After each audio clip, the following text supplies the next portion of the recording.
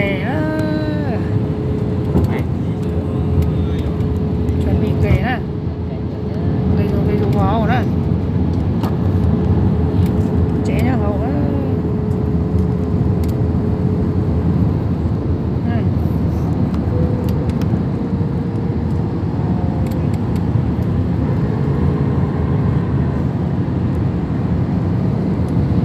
Tí chua nó thôi phanh bò là để kiểu nó về á.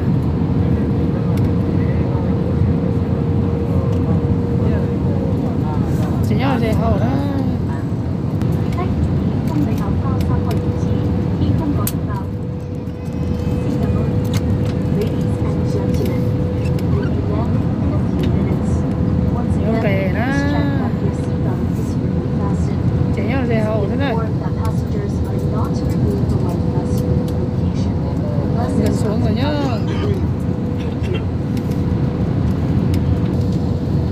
Thế chả em luôn dập lửa đi đó. Còn nói chuyện chào để tới chờ nó thêm luôn luôn rồi dọc tờ đi nè. Rung câu tà đi á. Tia đi tia để chờ đây đã.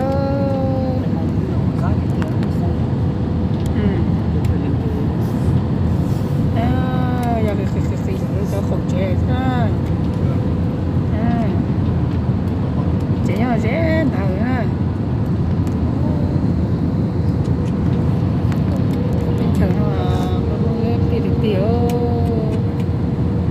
về kiểu sân bay đó,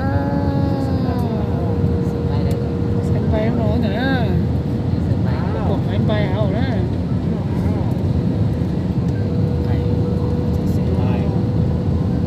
Sân bay đâu chân tổ hạ đâu.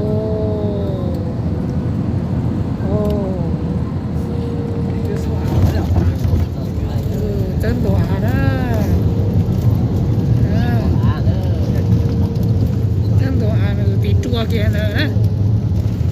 Đây đã tổng về hạ.